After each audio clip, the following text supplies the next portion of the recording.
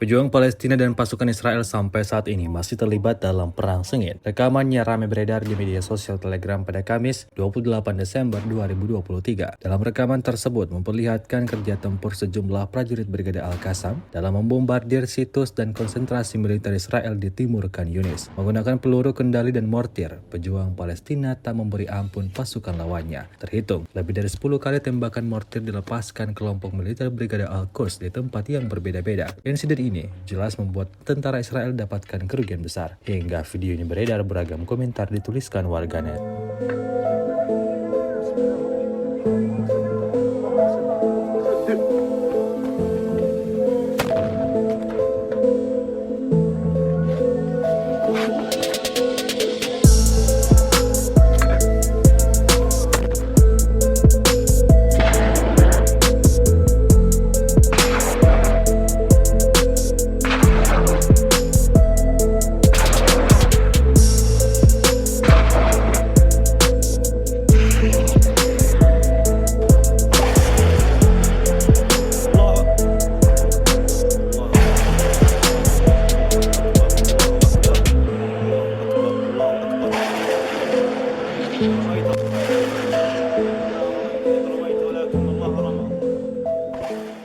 Download Tribun X sekarang, menghadirkan lokal menjadi Indonesia.